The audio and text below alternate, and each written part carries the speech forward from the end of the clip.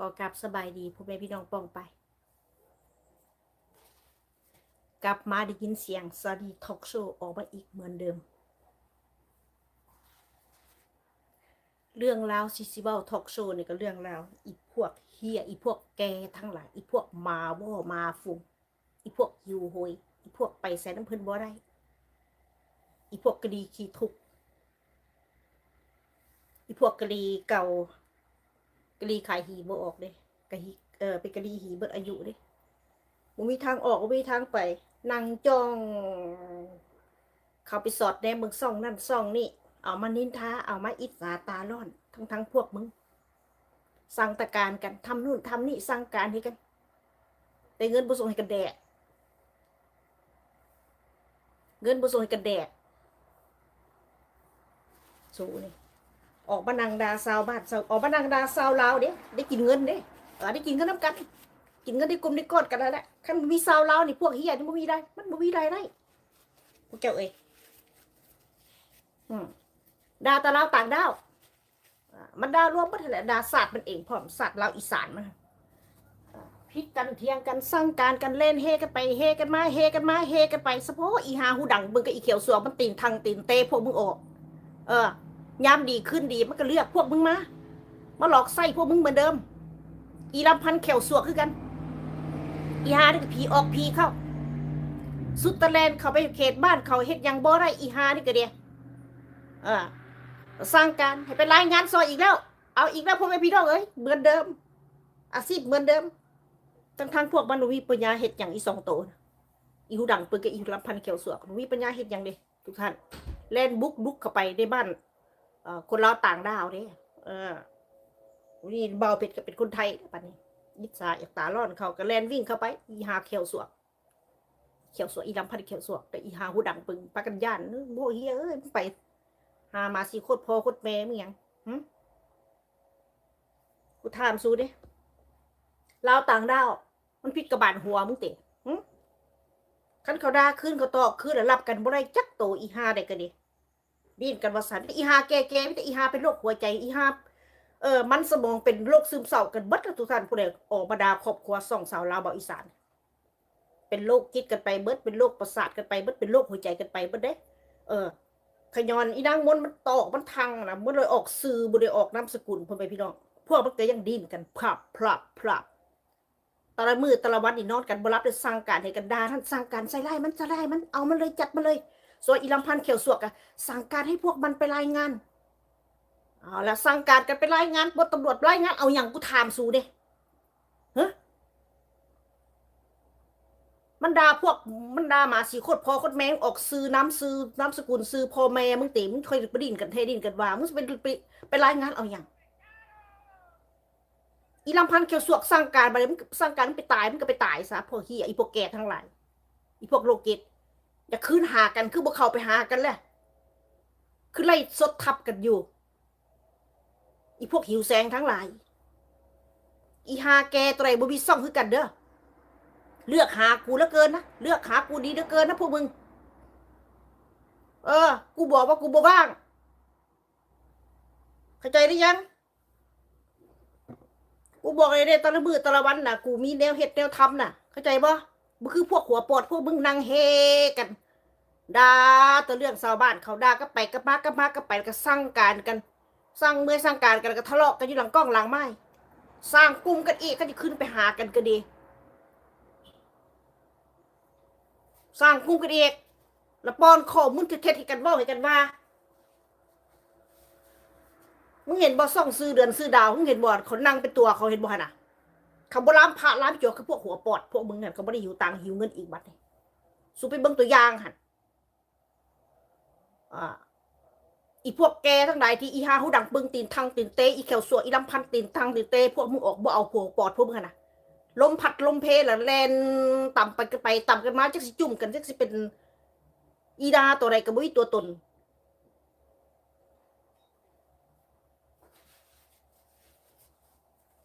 อิจฉาตาลอดกูได้พวกมึงสวดอีหาตากอกะวิ่งไปเก็บกวดอีหาบักเท่าบักแกที่มึงไปเอาผัวรุ่นเท่ารุ่นพอน่ะ อีหาตาก่ออีตากวางอีหาตาตำตาสูงขนาดอีเงือกงาตะละมือตะละวันบักเข่าบักแกมันขนาดเลี้ยงบ่ได้เตะบอกว่ามีเงินเลี้ยงหัวปวดมึงติ้มก็ไปหาเก็บกวาดรอเก็บกวาดอีหามึงเอ้ยอยู่ทางประเทศนอกงานการบ่ไปหาเฮ็ดเป็นตู้เป็นเต่างึงงักงึงงักงึงงักไปกายหีสีผู้นั้นสี่ผู้นี้อีหาตากออีหาตาตำตาสูงนี่ก็ดิกูสิเว้ารวมเบิดมือนี่เลือกหากูหลายติ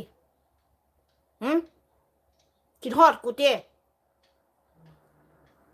นี่กูออกมาเลยนี่กูบอกว่าอย่าหยุดด่ากูอย่าหยุดเอาจุกกระพุ่งตายคุณมึงอย่ามาเฮาอีพวกมาเฮากองขี้แห้งอีพวกมาเฮาอีพวกมาว่ามาฟุงเฮากองขี้แห้งเฮาไปตองแห้งเฮาอย่างละจุ่มหัวกันเฮกันไปเฮกันมาสร้างกันไปสร้างกันกันมาเงินทองมันมีส่งให้กันแดกสแต็กแดกคา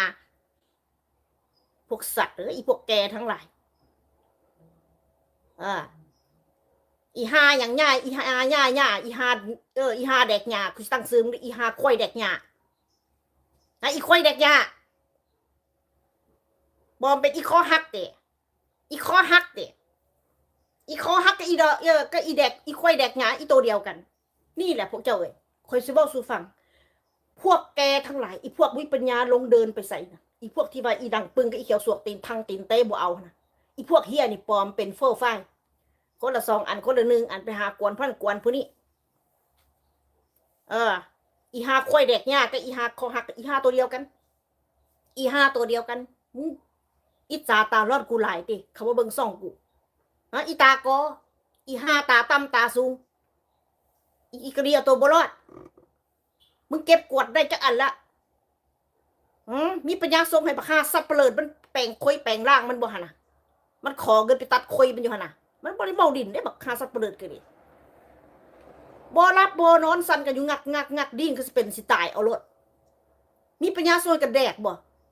อีหาตากออีหาตากอตาต่ำตาสูงอีหาเงือกงากมึงน่ะมึงเก็บกวดมึงส่งให้มันในแม่หั่นบักฮาซับเปลิดหั่นน่ะให้มันได้มีเงินไปตัดคอยหั่นน่ะอีหาตากออีสันดานอีซาดชั่วอีเล้าตาแตกตัวนี้อาศัยพวกเคียดิขึ้นไปไล่อย่างอีหาแก่ๆขึ้นไปไล่สดนะมึงน่ะลากคอมันขึ้นไปหลอกไส้มันอีหาตากอกระโซโอกาสขนาดไอ้พวกมึงก็ดิสูได้แดกต่างกับมันบอกห้ามบักซัดเปลิดบักซัดเปลิดมึงอย่าหยุดบักซัดเปลิดมึงอย่าหยุดไหมว่ามึงเก่งบักฮามึงสักออกมาดิ้นออกมาเอาตัวบลอดบักฮาขอทานเบิกอีหาหัวล้านฮะนะอีกะลีอัตตะปือนะมันหลอกไส้มึงสำใดมึงได้จะแตกแดกฮากับมันบ่ฮะนะกูถามเนี่ยตะละโตตะละอีสู่หลอกไส้กันสู่สร้างการกันฮะนะส่วนอีเปอีฮาโรคกิจอีฮาโรคประสาทอีโรคไบโพล่าอีปัวบ่ได้บ่มียาตัวใดปัวมึงได้อีเปกันดิอีฮานี่ก็เท่าทิมซื่อหู้อยู่บักใดอีใดใส่ไร่ใส่ไฟมึงหู้ดีอีฮาปอบมึงก็ยังอวยไปตามก้นตามผู้ขี่เขาอยู่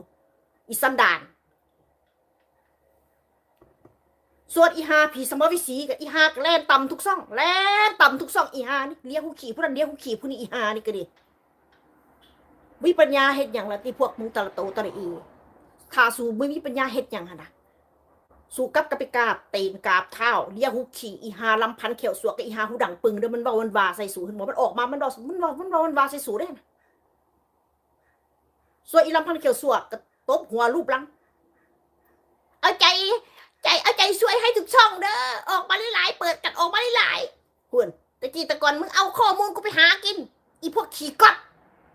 หัวบรรดาหัวปอดพวกสูเห็นบ่นะอีลำพันเขียวสวกนะ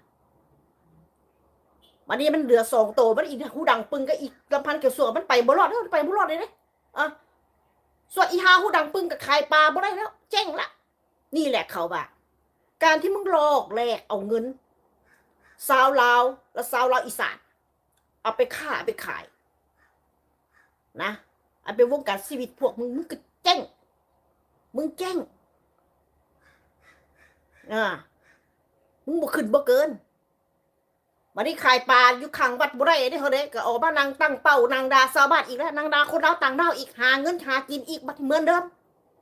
สร้างการเขาไปรายงานทั้งพวกมึงสองโตมึงไปย้ายเฮ็ดหยังติจนตอกสิมีเงินมีต่างจ้างผู้นั้นจ้างผู้นี้อีกแล้วบ่กูถามเนี่ยหืมขายปลาไปบ่รอดเด้ๆน่ะเจ๊งเด้จิบหายไปพอดเด้กลับขึ้นมาตั้งเป้านางดาสาวลาวอีสานสาวลาวต่างดาวละครแดกแข่งกันกับบักซับเปลือดเอาโฆษณาเข้านางดาสะบัดเอาโฆษณาเข้าเงินที่พวกมึงนางดาสะบัดพวกมึงเอาไปแตกแดกหางพวกมึงจิบหายไปวอดพวกมึงสิมีอันเป็นไปกูสิบอกไว้เด้อส่วนอีหากะลีอัตปือกันนางดาพี่น้องญาติตัวเองทั้งเป็นเล้าตาแตกแท้ๆอีหานี่ก็ดีนางดาเอายอดมันไม่ได้ตั้งใจมานางดาครอบครัวพี่ญาติมันดอกเพื่อนพี่น้องเลยมันเขาไปเว้ากันแล้วว่าคอยขอโทษเรื่อยเด้อคอยสิออกมาดาเจ้าเรื่อยเด้ออาคุซีกรรมไม่ค่อยเรื่อยเด้อหมานเด้อหมานมือหนึ่งวันหนึ่งคอยออกมาดาเจ้าน่ะยิสุบาคอยเรื่อยเด้อคอยมีเหตุผลกันคอยเหตุผลอย่างเหตุผลหิวแสงแกล้งออกมาดาครอบครัวตัวเองทำหิวแสงเพื่อจะให้พวกเราอีสานดิปีเลี้ยวหูขี่เลี้ยแตกเลี้ยวจนตีนมันไหนอีหากรีอัตปือกันดิมันจะคุมโลกดิกระเบื้องแต่มันออกประกาศสบายดีพ่อแม่พี่น้องสาวโลกทุกมุมโลกสบายดีพ่อแม่พี่น้องสาวไทยสาวลาวทุกมุมโลกพูดนะทุกมุมโลกหมายความว่าอย่างให้อีพวกกรีตาแตกทั้งหลาย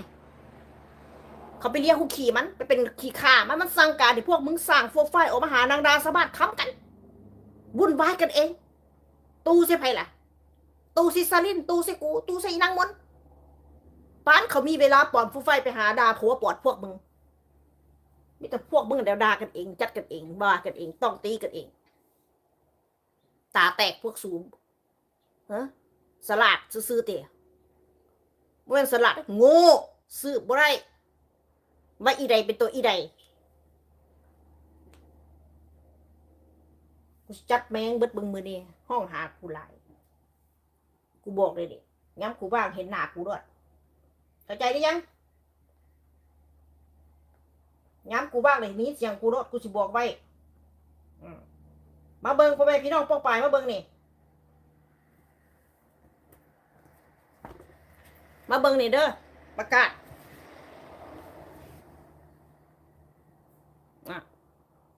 อันนี้นี่เป็นน้องพออีดังมนเด้อเขาห้องว่าเอาอีดังมน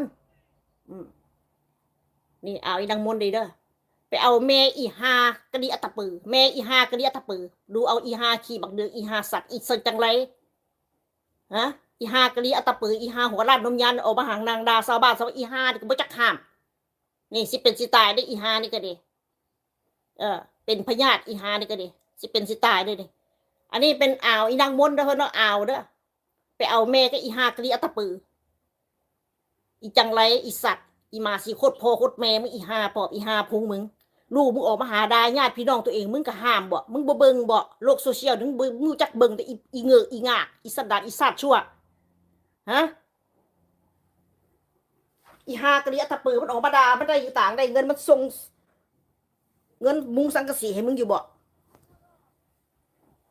อีเล่ละคุณอีหากระเดียตะปืออีเล่ละคุณ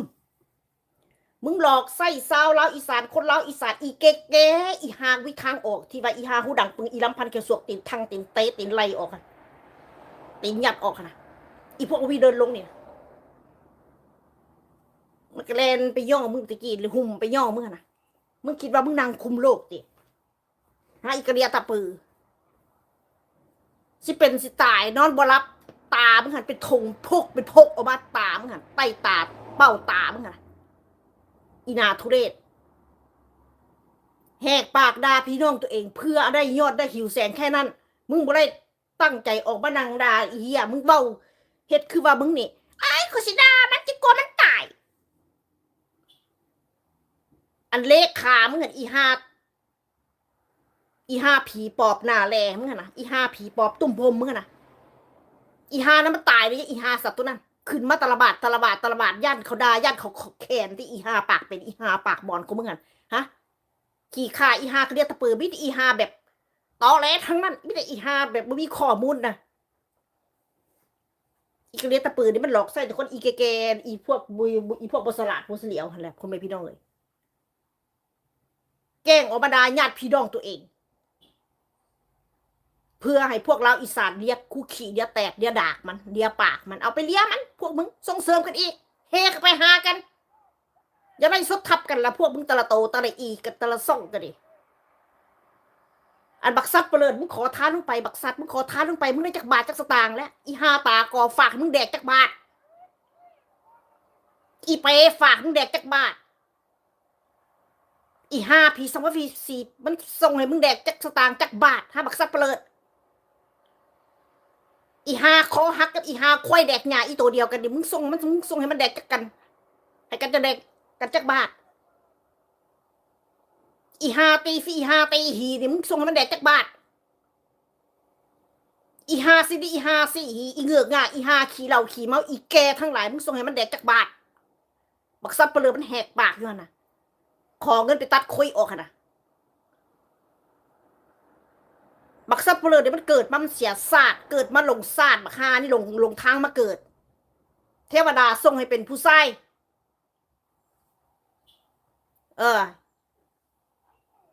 มันมีป้อมมีปัญหาทางจิตทางใจพวกนี้นะพ่อพี่น้องเลยเอาอีกอย่างแน่นอน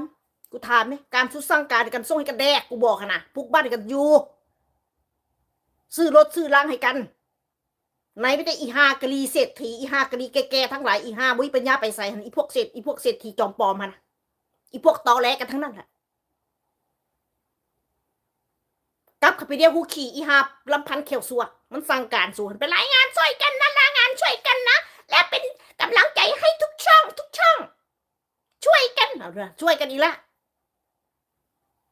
ตบหัวรูปรังกันอีกแล้วย้ำมีคนที่ตามไลน์เนี่ยโอ้ยด่ากันเก่งแล้วเกินกลุ่มพวกมึงอะไปถีบตีนทางกันแล้วเกินบัดนี้บุ้ยไผ่เข้าหากันแล้วกันห้องเลือกหากันห้องหากันเห็นว่าอีฮาผีสองวิสีไปบลอดอีฮาแกอีฮาเคลบูบีนี่นะมึงเก็บเงินเก็บทองได้เท่าไหร่ซื้อปียนต์ลงไปหันฮะอีฮาผีสองวิสี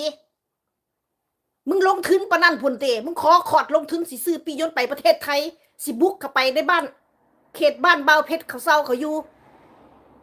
มึงไปด้วยตัวมึงเลยอีสัตว์เด้อมึงไปด้วยตัวมึงเด้อมึงเก่งเด้อมึงอยากทำกระจอกก็อีฮาลำพันเขียวสวกก็อีฮาหูดังปึงเหรอเด้ออย่าทำแบบกระจอกเด้อมึง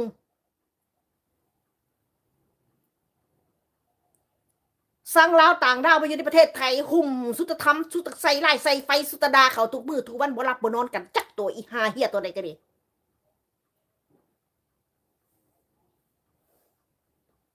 ห้องหากูออกมาเลยนี่อีฮาเลยมึงดีดมึงก็ไล่ทับกูเด้อไล่ทับแปเอาเลยแม่อีฮากระเรียกทับปืออีฮานี่บ่นอนบ่รับบ่นอนสแตกแดกเราก็เป็นโรคแบบบ่รับบ่นอนอีฮากระเรียกทับปือนี่จ้องตาเขาไปเบิ้งซ่องอีนางมวนจ้องตาเขาไปเบิ้งซ่องมีหมดเอามาดีแคบเอามาก่อนแหละแคบเอามาก่อนนั่นแหละเขาว่ามันจากสนะถูกซ่องมันน่ะมันเก่งเด็กซ่องอีเหี้ยตัวไหนไปเก็บไปแคบมาก่อนหันอีฮานั่นสนะหมายความว่านะด่าตะการคำเดียวด่าตะกะไปกะไปอีฮาคือเรียกตะปือมึงด่าเอ้ยหมอนมึงด่าอีนางมวนต่ำหัวปอดมึงบัดอีฮามึงจังไรส่วนอีฮาตากอคือกันงึงงักแปลวผัวรุ่นพออายุซ้ำพอเลี้ยงบ่ได้ปล่อยให้มึงเล่ร่อนไปเก็บกวดแลนต่ำรถเมล์แลนต่ำรถไฟหอบธงกวดกันกระเป๋ากวดนะกระเป๋ากวดยางนะแบกขึ้นรถไฟแบกขึ้นรถเมล์อีห้าปวมึงจะมึงถูกมึงยากหน่อยจะแม่นมึงทำโซออกมาพอมึงหลีกได้มึงจะให้บักสับเปลือขอเงินขอต่างมึงตีแค่อีห้าตากออีบือปีนาเลี้ยงแม่ที่เขาว่าคอยว่ามันอีพวกเสียหัวทั้งนั้นพวกแกเป็นพวกเสียหัวทั้งนั้นอีพวกแกทั้งหลายอีพวกที่ว่านางดาชาวบ้านชาวเมืองนี่นะอีพวกอิสาตาลอดมึงไม่ได้ว่าเรื่องราวครอบครัวนี่นะมึงพักกันนอนบลับกันแจ็คโตมันเนาะสิเป็นสิตายกันโลดอีห้าเป็นโรคประสาทก็มีอีห้าเป็นโรคไบโพล่าก็มีตาแตกสูบเห็นบ่นะสูนเป็นโรคไบโพล่ามันปวดกันบ่ไรแล้วทุกตัวที่กูบอกมานี่ แต่ละตัวแต่ละอีมันปัวกันบ่ได้แล้วพวกมึงอ่ะปัวบ่ได้แล้วบ่มียาตัวใดปัวแล้วโรคจิตโรคประสาทโรคไบโพล่าคือพวกมึงอ่ะนะบ่ได้เว้าเรื่องราวชาวบ้านนี่นอนกันบ่หลับคันสั่งการกันก็บ่จกเงินจกต่างให้กันเออคันสั่งการกันบ่จกมือจกต่างให้กันอีพวกสัตว์เฮกันคือหมาหมูเอาอีกได้ไหมแตกคอกันยังอีหากันเลียตะปือกันแล่นเลียขาเขาอีสัตว์มึงเล่นเลียขาเขาอีหามึง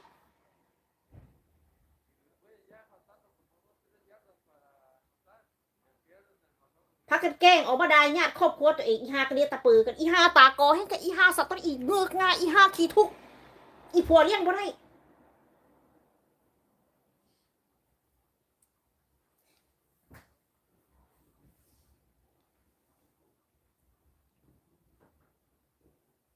พวกมึงตะละโตตะละอีนี่สู้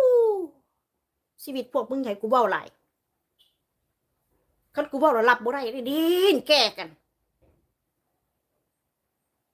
บักฮาซับเปิดด้วยกันอีดังปึ้งมันอิสาสำไหนมึงเอาโฆษณาเข้าขนาดบักพึ่งเกิดบ่รู้เรื่องอย่างบัดให้แต่อีพวกแกทั้งหลายสร้างการบักฮาปอบบักฮาพุ่งมึงเคยประกาศดิมึงจะมาสั่งการกูบักซับเปิดมึงเคยพูดดิอย่ามาสั่งการกูอ่ะดื่มกาแฟร้อนๆพวกเจ้าเอ้ย Snow White say hi say hello say hello turn the face to the camera no hold him go to the โอเคไปลูกไปวันนี้อากาศดีปล่อยออกไปเห็นมอนี่กูจะเอาขี้แมวกูยัดใส่ปากพวกมึงตะละโตตะละอีฮะดูถูกดูมินี่เก่งอย่าแข่งบุญวาสนากูอีเหี้ยตัวใดก็ดีอีแกทั้งหลายอย่าแข่งหลายบ่โซกมาตะละโตตะละนาส่วนโซกมาที่อยู่การที่อยู่ใส่ชีวิตประจำวันส่วนฮะ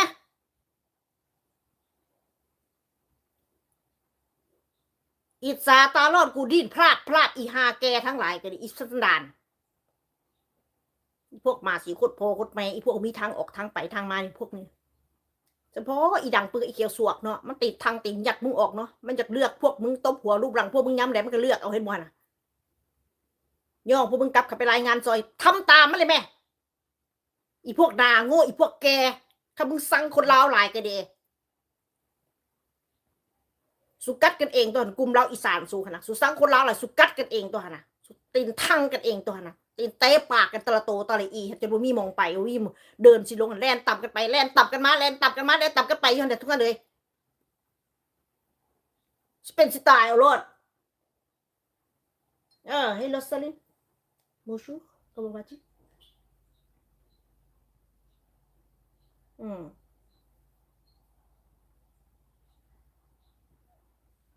merci pour enlever Salim อีหาควายแดกหงากับอีสัตว์อีควายแดกหงากับอีหาคอหักอีหาโตเดียวกันอีพวกจังไรซุยและปั้นป่วนกันเองนะปอมผู้ฝ่ายไปด่ากันไปถามกันไปเย่กันส่วนอีหากันเนี้ยตะปื้อกันอีหาเด็กกระปอมเป็นตั้งร้อยแมวอีหาสัตว์ตัวนี้แปลสู่มือตามาตะละวันนี่สู่มีชีวิตชีวาเลยเนาะมือตาขึ้นมาคอยว่านั่งจ้องกล้องส่องมึงส่องนั่นส่องนี่ชีวิตพวกมึงตะละโตตะละอีวิแต่อีหาเอาโตบ่รอดกันทั้งนั้นวิแต่อีหาแก่วิแต่อีหาฟันหลุดฟันหักกันไปเบิด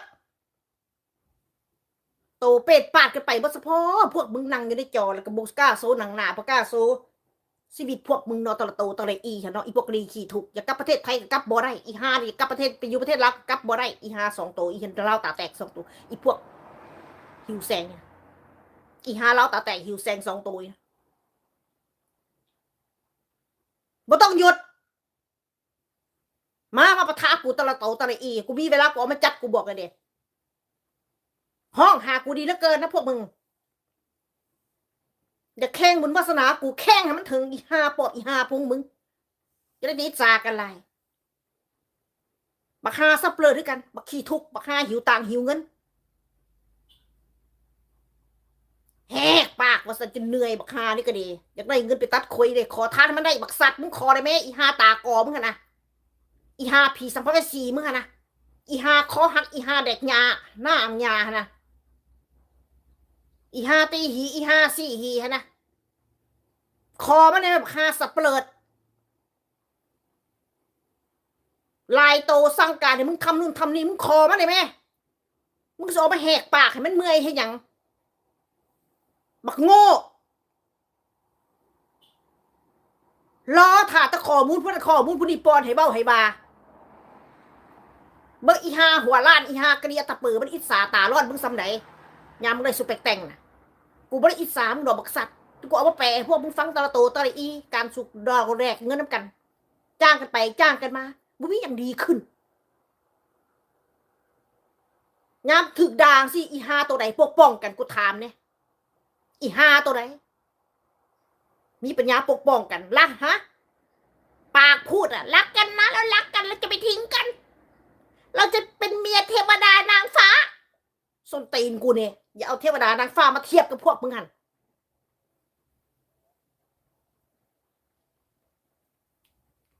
อีพวกพึ่งเกิด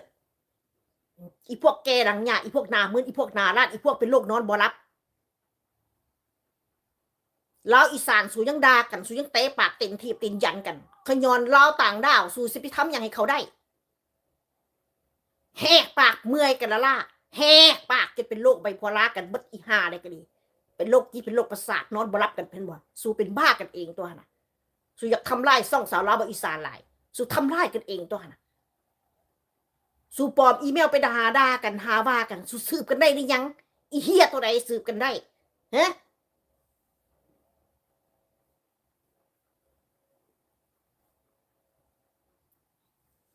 ซิงกันขอทาน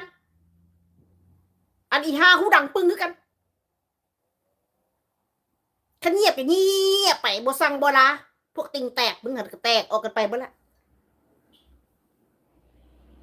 หลอกแดกเอาเงินสาวอีสานสาวลาวไปหาตั้งชีวิตตัวเองเห็นบ่กิบหายไปว่าสำใดมึงนะขายปลากระบ่ได้ละอยู่ข้างวัดนะเจ๊งไปละกิบหายไปละนี่แหละเขาว่ากลับขึ้นมานางดาสาวบ่ได้กลับขึ้นมานางดาสาวลาวอีกเดียวบ่กล้าออกสื่ออีหาขี้ญาติอีกระจอกวิ่งเข้าไปหน้าบ้านเราเป็นเพราะกระเทินจับกล้องสั่นอยู่งักส่วนอีหาละพันเกศวกมึงคิดว่ามึงเก่งติมึงคิดว่ามึงเป็นหัวหน้าติมึงคิดว่ามึงกล้าเข้าไปดิมึงไปกระจอกแบบกระจอกมึงจะเข้าไปอีหาปอบอีหาพูมึงทำยังไงเขาบ่ได้มึงเข้าไปเฮ็ดหยังเข้าไปค้ำเอลซี่น่ะคือเขาย่องหัวถือกระตบเห็นบ่เสียเปรียบซ้ำใดเนี่ยอีพีสมัยวิสีอีหามึงเข้าไปมึงอยากถือยองน่ะมึงเข้าไปด้วยตัวมึงหันอีหาปอบมึงเก่งกันเหลือเกินเก่งกระจอกซะเดี๋ยวจะมาโซเข้าใจบ่กูรำคาญอย่ามาเฮกันกับวาสนาเดี๋ยวมาดิสู้แพ้ทุกทีกูบอกสู้แล้วอีนางมนมันปากเดียวอีนางมนน่ะสู้หันลายโตหุ่มใส่เขาเอาไปมาสู่หุ่มกัดกันเองกุมสู่หุ่มกัดกันเองแง่งข้อมูลกันเบ้ากันว่าอิสาตาลอดวรับบ่นอนกันตาพวกสู่หันตาใต้ตาพวกสู่หันดำเขาแหล่เขาเป็นทงกันเลยเหมือนมึงเห็นสภาพอีหากระเดียตะปือบ่เมื่ออีหาตากอบ่อีหาตาตำตาสูงอีตากวางอีหาเป็นบ้าผัวเลี้ยงบ่ได้นะเซซกเซไส้แบกถงกวดไปหาขายอีหามึงเอ้ยได้มากระซื้อเหล่าแดกมาอ้างมาโซแค่นั้นกูถามเนี่ยสู้อาศัยกันยังได้มีแต่อีไหนแต่อีหารักกันเหลือเกินแต่ช่วยกันไม่ได้ถึกด่าถึกบ้านนี่โอ้ยตัวใครตัวมันเลยเว้ยแต่สั่งการดีเหลือเกินพวกมึง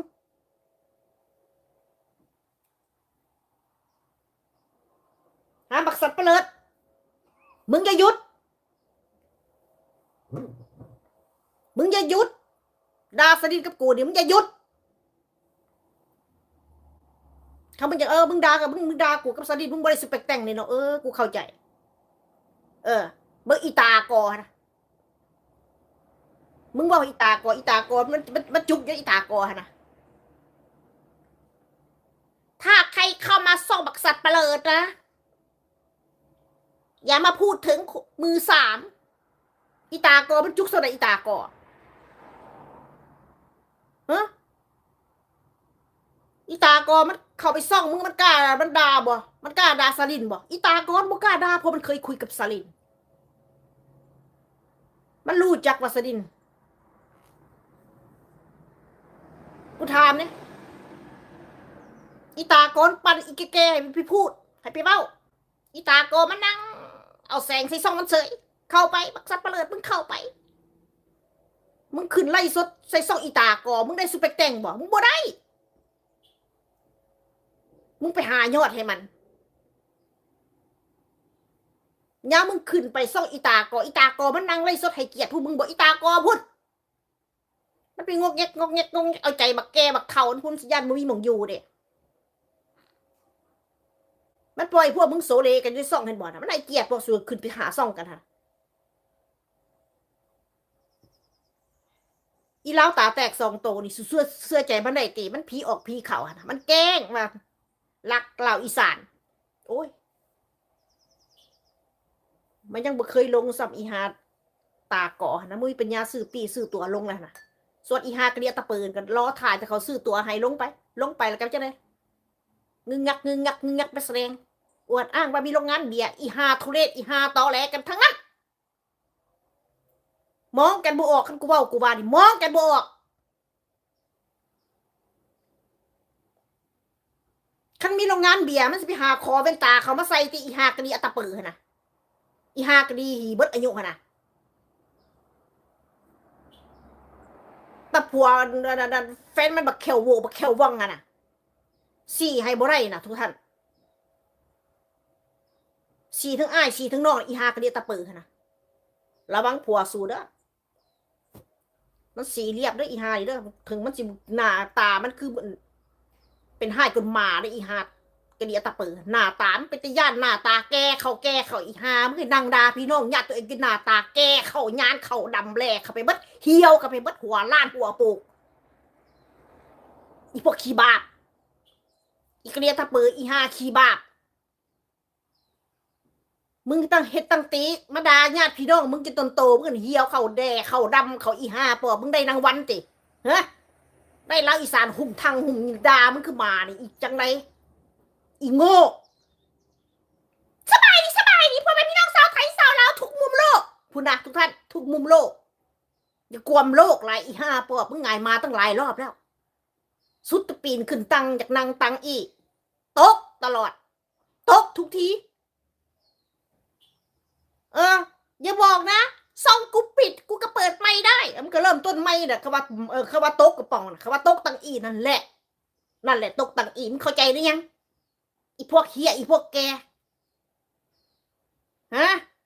อีเฮียตัวในห้องหากูอย่าหยุดกูมีเวลากูออกมาทังพวกมึงตะละโตตะละอีฮะนะมาสิโคตรพอโคตรแม่มึงตะละโตตะละอีนี่มีแต่อีหาโลกกิดอีหาโลกนอนบ่รับบริดาชาวบ้านชาวเมืองมือหนึ่งอยู่บ่ได้เอ้าอยู่ทุกมือทุกวันสร้างตะการกันทำนั่นทำนี่สร้างตะการกันให้ข้อมูลพิษเอาแต่เรื่องเราเท็จมาด่าว่าพวกมึงไปบลอดมึงมีความจริงบ้าบานพวกมึงไปบลอดกันจักตัวสุกัดกันเองสุดากันเองสุตีนคลิปตีนทางปากกันเห็นบ่นะดูเอาตีตะโตพวกมึง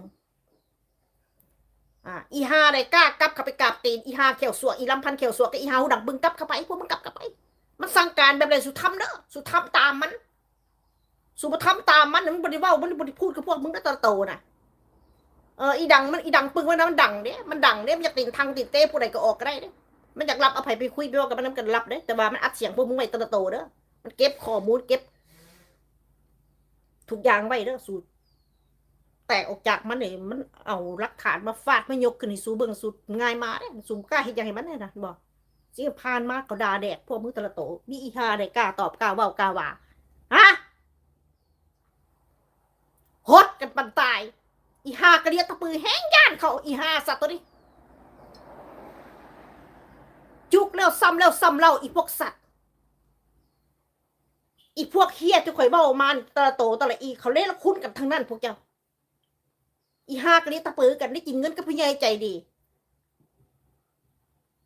ใจดีที่ใจร้ายมึงได้แดกน้ำเขานะบุญหัวมึงได้อีสัตว์มึงยังกล้าเบ้ากล้าบาติได้กินแค่นั้นได้กินนิดหน่อยอีเฮียมึงเปิดซ่องออกมาด่าครอบครัวญาติพี่น้องมึงได้แตกแดกเงินมึงจนหน้าตามึงเหี่ยวเข่าปากมึงแหล่เข่า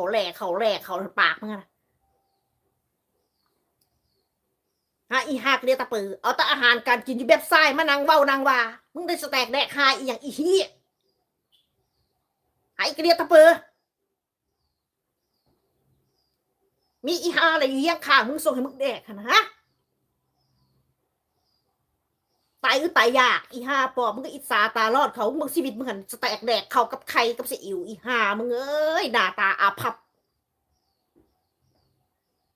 มึงทุกมึงยากหลายเนาะมึงจะลงทุนออกมาแกล้งด่าพี่น้องญาติมึงเองเนาะอีเล่ละคุณสูนนั้นมันเล่ละคุณตามกันไปตามกันมาส่วนนั้นบ่จบบ่สิ้นจากชนะหลายสุดตายกันเองเห็นบ่อยากให้อีนางมวนอยากให้เบาเพชรอับจนหลายพวกมึงแห้งจนกันแห้งเป็นห้ายกดเขาอียังแนวสแตกแดกหากก็ยังลำบากแต่ละมือแต่ละวันสูนะสูมีฟันสแตกแดกเขากินแซ่บคือเขาบอกกูถามเลยนั่งอยู่ที่จอมืดพักคลี่กับส้นกันยังหลังกล้องหลังไม้ฮะส่งไอ้มันบักซับเปลิดบักหิวตางบักหิวเงินน่ะเห็นบ่อยอีฮาหูดังปึงมันอิจฉาตาลอดสักแดมันแกล้งเบ้าอีฮาหูดังปึงก็ดีพวกเจ้าจะเบ้าให้ใครร้ายได้บักใครเอาโฆษณาเขาออกมาหากินด่าคนเล่าต่างด้าวพวกเจ้าอยากทำไปเลยอยากเอาโฆษณาเขาก็เอาไปเลยอย่ามาเกี่ยวกับใครอีดังปึงเห็นบ่เคยเจ้าของอันเคยประกาศโฆษณาขายของขายนั่นขายนี่ซอยอีดังปึงนี่นะมันโฆษณาขายยังให้ผู้ใดเนี่ยมันหวังเหตุผลเลยมันเป็นแตกแดกฮามันจำสิกโลกหัวมันได้อีฮาไหนว่าอีฮาไหนว่าบ้าให้มันน่ะยี่หลังกล้องแล้วไม่อีฮาหูดังปึงมันจำเลยสุกับกับไปหามันก็หลอกใส่สู่สร้างการสู่ไปรายงานแค่นั้นเหมือนเดิมมุ้ยยังเปลี่ยนแปลงเหมือนเดิมอันบักซับเปลิดมึงได้เงินจากสตางค์จากบาทแล้วไปตัดคอยมึงออกหันบักฮาปอบบักฮาพุ่งบักขี้ทุกดินบ่รับบ่นอนบักฮาสัตว์มึงแดกยาบ้าจากก้อนมึงมีปัญญาซื้อยาแดกยาบ้าแดกบ่น่ะฮะอีเปอีสังบวีสีอีฮาตีหีอีฮาสี่หีอีฮาคอหักอีฮาแดกอีฮาควายแดกหยามีอีฮาอะไรอีกห้องหากูหันกูจับมึงมาซนกันเบิ่งปากเลยแหล่สู้หันหน้าแก่ๆสู้หันจับมึงมาทังใส่กันเบิ่งมือเนี่ยกูออกเบาๆบาดิซอยกันเด้ออีเฮียตัวไหนซอยกันนะกูสิถามมันกูสิเบิ่งดูอีเฮียตัวไหนออกมาแกล้งออกมาซอยกันนะแกล้งโอ้ปกป้องกันนะเอาไหมสากหน้ากากใส่กันทั้งนั้นแหละพวกมึงตะละโต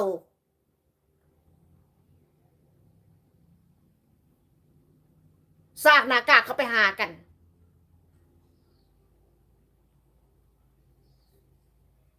อย่าบอกนะว่าทำบุญกันอย่าบอกนะว่าเฮ็ดบุญกันนะมันโมเมนต์อะไรหันเห็นว่าอีฮาหูดังปึงสิ่งมันผ่านมาเอาสะพานบุญมาอวดมาอ้างมาแสดงเก็บเงินพวกมึงได้กับแลนแกล้งแลนเข้าวัดแลนเข้าวัดบ้านที่เรากับมันนางดาตีนทังตีนเตะอีเกทั้งหลายที่ส่งให้มันแดกบ่พอหั่นนะอีดังปึงมันย่องแดกเลยบ่ได้กับมันบ่ได้กับพวกมึงเนี่ยมันเตะหัวมึงออกตะละโตเอาหลอกเอาเสียงมึงมาใส่เอาเสียงมึงมาด่าชาวบ้านสิส่องมันแต่สิ่งมันผ่านมาเห็นบ่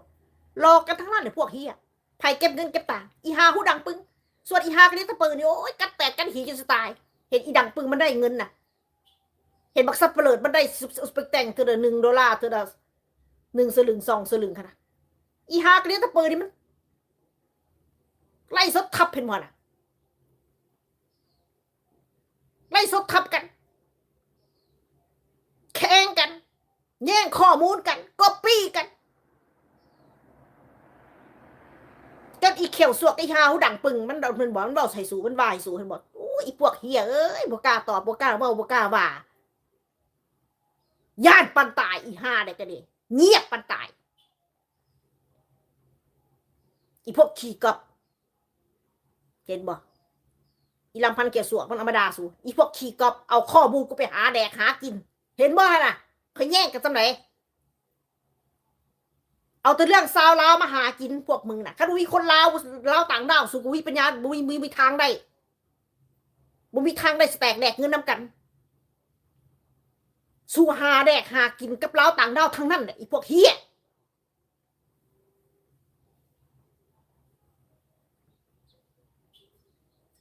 อีตาก็มึงรับผิดชอบอีตาก่อนเด้อมึงปล่อยให้อีพวกแกหน้าแหล่ทั้งหลายอีพวกแกขี้ทุกทั้งหลายอีพวกกลีหีเบิดอายุทั้งหลายเขาไปนางดาซาดินนางดากูอยู่หันมึงรับผิดชอบเด้อมึงเด้อมึงปกป้องก็ได้อีสัตว์ก็มึงหักเขาหลายก็ดีเอาปกเอาหน้าเอาตาเด้อว่ามึงดีเด้อว่ามึงหักพวกเขาแท้จริงใจก็พวกแกทั้งหลายแท้แล้วแท้หลอกไส้กันทั้งนั้นแหละพวกมึง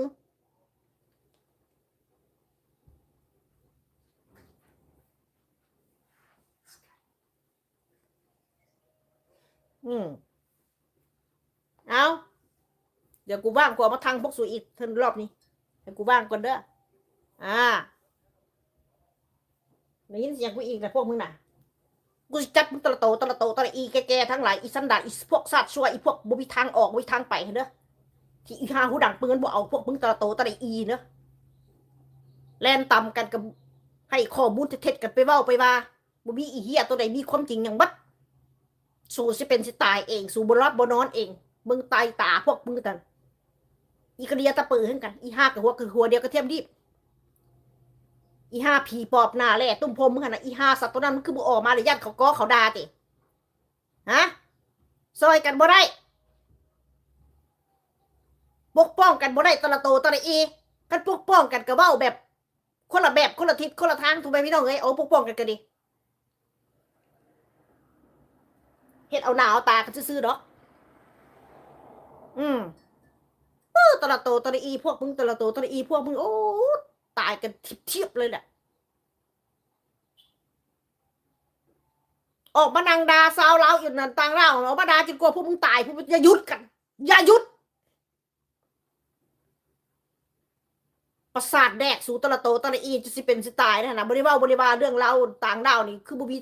มีทางได้บุมียอดนะพวกมึงนะบุมียอดนะลองเอาชีวิตสู่ออกมาตะละโตแล้วอีมาตัวไหนสิเขาไปเบิ้งสู่อิสาตาลอดกันซ้ำซ่องกันเนี่ยสู่อิสากันตัวน่ะอิสาที่สิยากันตัวน่ะตะละซ่องสู่น่ะปั้นกันเฮกันสั่งการกันเอ้ยเก่งสุดท้ายมากับมึงจะมาสั่งการกูเห็นบอกสับเปลือบรรดาสูงเห็นบอกไม่มีอีแกตัวไหนมาสั่งการกูหมายความว่านะอย่ามาสั่งการกูสั่งการกูก็ไม่ให้กูแดกกูอดสาพูดเล่นกูอดสากันเดี๋ยวกูพูดจริงนะเว้ยกูต้องการตังไปตัดคอยออกบักฮาปอดมึงเอ้ยมึงจะตัดคอยออกมึงก็ไปหาเหตุงานเหตุการณ์มึงสิมานั่งดาล้อต่างดาวแดกกินว่าบักฮาปอมึงจะได้แตกแดกจักบาทเงินที่มึงนั่งดาชาวบ้านชาวเมืองนั่งดาชาวลาวขนาดมึงเอาไปแตกแดกฮามก็มีอันเป็นไปบักฮาปอบักฮาพุงมึงเอ้ยบักโง่บักพึกบักขี้ทุกคออีฮาแก่ๆทั้งหลายมันสั่งการมึงคอมันแม่บักฮาปอมึงสิมาแหกปากจนเมื่อยอยู่ดิวะแหกปากจนบ่รับบ่นอนงานการบ่ไปหาเฮ็ดนั่งท่าจะเล่าต่างดาวกินอีพวกแกทั้งหลายก็สร้างกันไปสร้างกันมาวิปัญญาส่งกันแดกเละละคุณกันทั้งนั้นหลอกใส่กันทั้งนั้นพวกเฮียอีเปอีสัมภเวสีอีพวกโรคจิต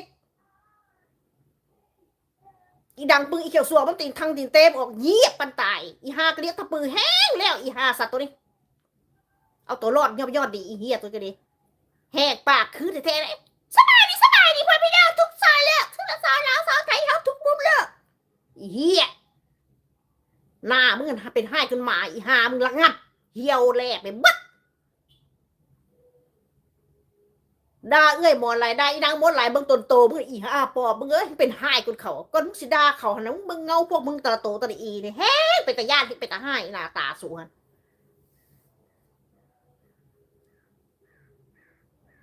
ส่งให้กันแดกอีเหี้ยตัวใดก็ดีส่งให้กันแดกอีแกที่กูเลือกซื้อขึ้นมาตะโตตะอีเด้อส่งให้มันแดกอีห้าก็เรียกตะปือกันอีห้าตากอไปส่งแดกอีห้านะอีห้าตากอไม่ต้องสลัดเนี่ยเอาไปเก็บกวดเพื่อบ่ให้บักสัตว์เปลือดคอแดกไปเก็บกวดเห็นข้าวทุกยากโอ้ยพี่ทำประเทศนอกทุกยากปะนะพุ่นน่ะฮะคนที่ได้ผัวข่าวได้ผัวตังซาตังดาวคนที่สีห่างสีมีกินมีอยากฮะงมอยู่งอกแต่ละมือแต่ละวันไปหาเก็บกวดแบกเล่นต่ำรถเมย์แบกถุงกวดนะถุงกวดพลาสติกกันแบกเล่นต่ำรถไฟรถเมย์อยู่หันอีเหี้ยตัวไหนกล้าขอบักสัตว์เปลือดกล้าขอมันติกล้าขออีตากอแต่แต่ก็อีหาตากอจักบาทจักสตางค์กูถามเนี่ยตะละโตตะละอีลองถามมันดูอีหาตากวกอีหาตาตำตาสูงหันนะอีหาเล่ร่อนอีหากระดีขี่เมาขี่เหล่าหัน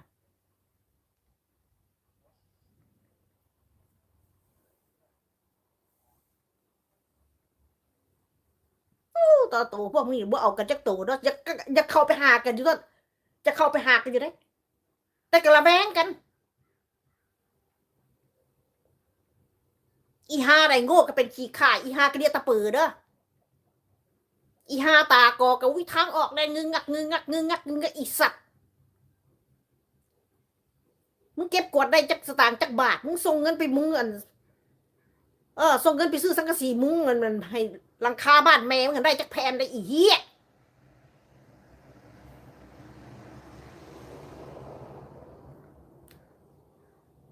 ย่อยกันออกมาดาดิย่องหลอกไส้กันเก่งนะพวกมึงน่ะป้อนหัวเขาเบิ่งซ่องกูอีสาแกถึงซื้อพวกสัตว์แกถึงซื้อฟันมือมีกันเบิดทุกตัวเลยอีหาเด็กกระเดียเอาปอผู้ไฟแง่กันแง่กันไปแง่กันมาสืบกันบ่ได้เก่งเสือเก่งกระจอกคือพวกมึงหันไปตายกันได้แล้ว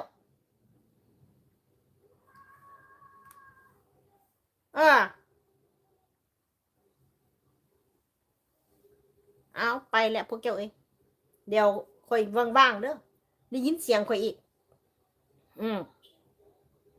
ในภาย2-3 อาทิตย์ดีกูไม่ได้ว่างนะพวกเจ้าเด้อหลังจากเบิด2-3 อาทิตย์จะค่อยมาจัดมันใหม่พวกนี้ดิห้องหากูได้ไรเลือกหากูห้องหากูเอามาด่าหัวปวดพวกมึงดิบอกถ้าสูมีกินมีอยากถ้าสูมีปัญญาไปนู่นไปนี่โซ่เขาเบิ่งอีพวกเฮียทั้งหลายอย่าบอกกันที่ความมืดอย่าเก่งกันที่ความมืดอย่าอวดอ้างแสดงขี่คุยขี่โม้กันอย่างที่ความมืดนะกูรำคาญ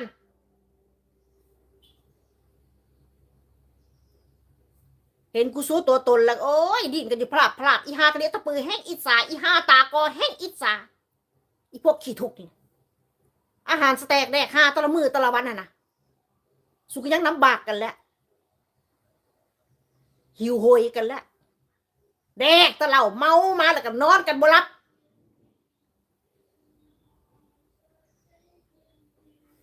โอ้ยมานไม่มีการเบียร์จะมันถึงเบียร์นั้นพวกขี้ทุกกินเบียร์อยู่นี่ไม่พวกทุกคนบุยไรมากเขาดื่มเบียร์กันอยู่เนี่ยบริเอื้อถูกอีก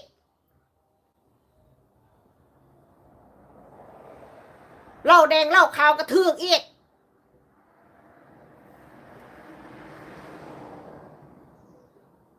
มาหากูนี่กูจะเอาเบียร์เทใส่ปากพวกมึงตะละโตมึงหิวโหยลายบ่อย่ายุดกันอีแกทั้งหลายบักซับเปลิดมึงอย่ายุดเลยอีหากระเรียตาปืออีหาตากออีหาตีหีสี่หีอีหาคอหักอีหาควยเด็กเนี่ยแหกเปล่าออกมาอย่ายุด ยิจากูไรสัตว์อย่าแข่งบุญวาสนาแข่งตายจากซากถึงกับแข่งบ่ได้ดอกแต่อีหาโตบ่รอดจักโตเพิ่นดอกเอ้ยมาอยู่ทางประเทศนอกประเทศไหนบ่ก้าวหน้าบ่เจริญน้ำเพิ่นตะละโตตะละอีนั่งจ้องตาจนทงตาจนว่าดำกันเบิดแหละจ้องตาเบิ่งซ่องนั่นซ่องนี้เอาเขามันอิจฉานินทาตาอุ้ยพวกสัตว์เอ้ยก่อนสุสิว่ากูสุมีปัญญาไปซื้อบ้านซื้อซ่องอยู่บ่ฮะกูถามเนี่ยมีปัญญากันบ่ด่าคนอื่นไปเด้อถ่ายกูโซ่เฮือนกูโซ่ให้เบิ่งให้เด้มีปัญญาซื้อบ่ล่ะพวกมึงตะละโตตะละอีกูถามเนี่ยให้อีพวกขี้ทุกข์ทั้งหลายอีพวกอิจฉาตาร้อนอีพวกบริกลุ่มบริเกิดเล่นเฮกันไปเฮกันมาเฮกันมาเฮกันไปหลอกใส่กันไปหลอกใส่กันมากันด่ากันอีกจะหน่อยหลอกใส่กันกับบ่ส่งเงินกันแดกโอ้ยพวกเฮียทั้งหลายเอ้ยอิจฉาตาร้อนเขาหลายมึงอีหากระเดียตะเปิงเอามาด่าพี่น้องญาติมันน่ะจนพวกมึงลงทุนซื้อตั๋วซื้อปีให้มันขอเงินบาทใส่อีหากระเดียตะเปิงโอ้ยอีหามึงเอ้ยโอ้โหไปจะอะไรล่ะแคววกตายจากเลยเต้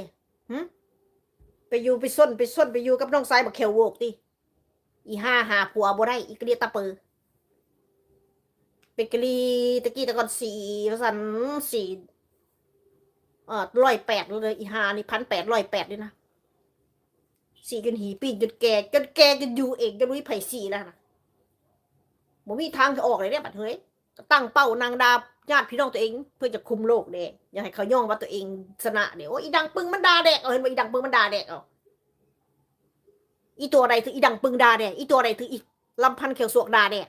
กูถามเลยกลับเข้าไปเป็นลูกน้องมันเคืนกลับเข้าไปมันสร้างการสุเป็นแรงงานกับไปตามมันเด้อเข้าใจอีพวกเจ็บประจำไปดูซ่องซื้อเดือนซื้อดาวนั่นบ่น่ะอย่าไปลุ้มเขาอีกแล้วพวกมึงไปแล้วเดี๋ยวมีโอกาสมาเจอกันใหม่พ่อแม่พี่น้องป้องไปในภาย3 ทิศข่อยจะออกมาอีกทีนึงตอนนี้บ่ว่างเตรียมตัวจะออกเดินทางอิสาตาลอดกูล่ะเข้าใจปะกูกลับมากูไปจัดพวกมึงอีกตะละโตตะละอีเด้ออยู่แข่งบุญวาสนากูอีห้าโตใดมันแข่งแล้วไปกูเบิ้งทำให้กูเบิ้งลงให้กูเบิ้งอย่าเอาภาพตอแหลมาลงโซกันนะอีห้ากระเดียตะปือมึงไปทายเอาซีนเอาเนื้อสเต็กผู้ใดดาดให้หมอกระถานไปทายเอามึงมีปัญญาแดกบ่มีปัญญาแดกติสเต็กตอนเดียวนะฮะวิปัญญาแดกไปทายเอามือคนนั้นคนนี้ทำสเต็กดาดสเต็กมาให้คนเบิงโอ้ยอีหามึงเอ้ยโอ้ยจะมึงจนตอกจนปัญญาซื้ออาหารสเต็กแดกหาเนาะเฉพาะมึงอิจฉาตาลอดพี่น้องญาติมึงเองแกล้งด่าพี่น้องญาติตัวเองเพื่อต้องการเงินพวกเราอีสานตาแตกพวกนี้ เอาลอกยัดกันอีกดอกทางกันอีกดอกใส่กันอีกเด้อจะยุดกันละพวกมึงส่วนอีหาหูดังปื้อกันอีกิบหายไปบอดอีไปบอรอดขายปลาบ้านก็มาตั้งเป้านางราขอเงินขอทานอีหานี่ก็ดีสมัยตะกี้มึงก็ได้อยู่แล้วมาตกมาตอนนี้ลำบากกันแล้วพวกผู้สูงจักตับไตกันดิส่วนอีลำพันแขวสวกก็หลอกไส้หลอกย่องพวกมึงตะละซ่องตบหัวรูปรังกันอีกกลับไปวิทางออกวิทางไปแล้วโง่ไปหากันจุ่มหัวกันอีกสร้างโคตรพวกกันอีกสร้างการกันอีกจ้างกันไปจ้างกันมาโอ้สู่ออกมานางดาเราต่างดาวนี่สู่จกเงินกันซ้ำใดคิดเอาเสียหัวกันซ้ำใด จกกันอีกจะยุดกันพวกมึงอีกระเดียตะปือกันอีฮานี่กูมีทางหาแสดงแดกหาแดกหาหลอกแดกกับพวกนักอีสานตาแตกพวกนี้แหละอีพวกแกงงๆแหละอีฮาผีปอบหน้าอีฮาผีปอบหน้าแหละตุ้มหัวมึงกันอีฮานี่ก็จกเงินให้อีฮากระเดียตะปือจักสตางค์จักบาทอีฮานี่วิปัญญาเลี้ยงลูกเลี้ยงหลานอยู่ประเทศไทยเต็มหยาบวิปัญญาส่งให้กันแดกแต่ญาติพี่น้องสู่ยังบ่เอากันเนาะสู่มาหลอกทำหน้ามาหลอกเอาหน้าเอาตามาทำแกงมาหักกันทำต่อไปอย่าหยุดเอากูว่างกูมาทางไหม เข้าใจได้ยินเสียงกูอีกปื้อตะละโตตะละอีนี่มากูเว้ามากูว่าเนาะอันกูเว้ากูว่าแล้วรับกันบ่ได้จักโตดิ้นกันอยู่ปลาบปลาบปลาบปลาบอ่ะไปละทื่อหน้าเจอกันใหม่พ่อพี่น้องป้องไปในภัย3 ทิศเจอกันใหม่เด้อไปละบ๊ายบายเทคแคร์แม็กซี่สลิม